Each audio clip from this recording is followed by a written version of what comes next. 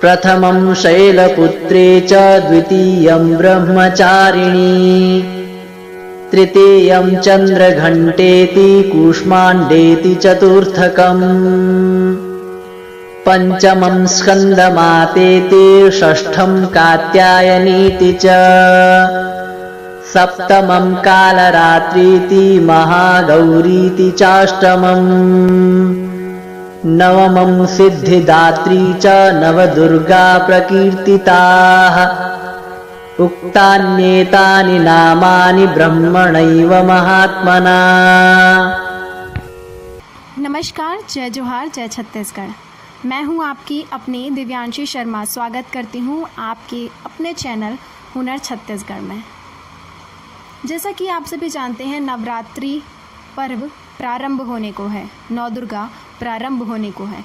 नौ दुर्गा हिंदू धर्म में माता दुर्गा अथवा पार्वती के 9 रूपों को एक साथ कहा जाता है। इन नवों दुर्गा को पापों के विनाशिनी कहा जाता है। हर देवी के अलग अलग वाहन हैं, अस्त्र शस्त्र हैं, परंतु यह सब एक हैं। देवी माँ या निर्मल चेतना स्वयं को सभी रूपों में प्रत्यक्ष करती है और सभी नाम ग्रहण करती है। माँ दुर्गा के 9 रूप और हर नाम में एक दैवीय शक्ति को पहचानना ही नवरात्रि मनाना है। असीम आनंद और हर्षोल्लास के 9 दिनों का उचित समापन बुराई पर अच्छाई की विजय के रूप में पर्व दशहरा मनाने के साथ होता है। नवरात्रि पर्व की 9 रातें देवी माँ के 9 विभिन्न रूपों को समर्पित हैं, जिसे 9 दुर्गा भी कहा जाता है। या देवी सर्वभूतेषु शक्ति रूपेण संस्थिता नमस्तस्यै नमस्तस्यै नमस्तस्यै नमो नमः। इस वर्ष नवरात्रि 17 अक्टूबर से शुरू हो रही है। इस दिन शनिवार है। मान्यता है कि हर वर्ष माँ का वाहन अलग होता है, जिस पर सवार होकर माँ आती है। इस बार नवरात्रि शनिवार से शुरू हो रही है। इस दिन अश्विन शुक्ल प्रतिपदा होने से माँ दुर्गा का वाहन अश्व होगा। एक और संयोग यह भी है कि वासंतिक नवरात्रि चैत्र शुक्ल प्रतिपदा 2021 को भी माँ का वाहन अश्व ही रहेगा। शास्त्रों के अनुसार माँ दुर्गा प्रत्येक नवरात्रि पर्व के प्रथम दिन अलग अलग वाहनों पर सवार होकर अपने भक्तों को वरदान देने आती हैं। उनके वाहन के अनुसार ही मेदिनी ज्योतिष के फलित का विश्लेषण किया जाता है। जैसा कि हमने बताया, माँ दुर्गा के 9 विभिन्न रूप होते हैं, परंतु वह सब एक ही होते हैं। तो आप सब भी सोच रहे होंगे ना, क्यों है माँ दुर्गा के फिर 9 रूप जब माँ एक ही है? यह भौतिक नहीं बल्कि लोक से परे अलौकिक रूप है। सूक्ष्म तरह से सूक्ष्म रूप। इसकी अनुभूति के लिए पहला कदम ध्यान में बैठना है। ध्यान में आप ब्रह्मांड को अनुभव करते हैं। इसलिए बुद्ध ने कहा है, आप बस देवियों के विषय में बात ही करते हैं, ज़रा बैठिए और ध्यान करिए, ईश्वर के विषय में ना सोचिए। शून्यता में जाइए अपने भीतर। एक बार आप वहाँ पहुँच गए तो अगला कदम वो है जहाँ आपको विभिन्न मंत्र, विभिन्न शक्तियाँ दिखाई देंगी, वो सभी जागृत होंगी।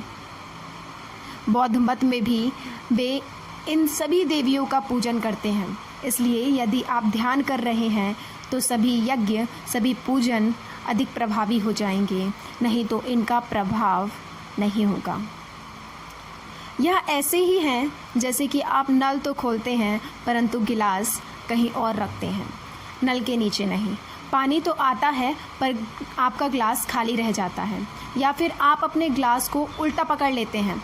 10 मिनट के बाद भी आप इसे हटाएंगे तो इसमें पानी नहीं होगा, क्योंकि आपने इसे ठीक प्रकार से नहीं पकड़ा। सभी पूजन ध्यान के साथ शुरू होता है और हजारों वर्ष से इसी विधि का प्रयोग किया जाता है। ऐसा पवित्र आत्मा के सभी विविध तत्वों को जागृत करने के लिए, उनका आवाहन करने के लिए किया जाता था। हमारे भीतर एक आत्मा है। उस आत्मा की कई विविधताएं हैं, जिनके कई नाम, कई सूक्ष्म रूप हैं, और नवरात्रि इन्हीं सब से जुड़ा है। इन सब तत्वों का इस धरती पर आवाहन, जागरण और पूजन करना, यही है नवरात्रि, यही है नौ दुर्गा। जैसा कि हमने आपको बताया, माँ दुर्गा के 9 विभिन्न रूप हैं। इस वर्ष हुनर छत्तीसगढ़ मिलवाएगा आपको अपनी नई एंकरों से। 9 एंकर देंगी 9 दिन नवरात्रि की जानकारी। जानिएगा हर एक देवी के रूप को, माँ दुर्गा के 9 रूप को विस्तृत रूप में हमारी प्रत्येक एंकर के द्वारा, यानी हुनर छत्तीसगढ़ की 9 देवियां देंगी माँ दुर्गा के 9 रूपों की जानकारी। जुड़े रहिएगा। तब तक के लिए जय जोहार, जय छत्तीसगढ़।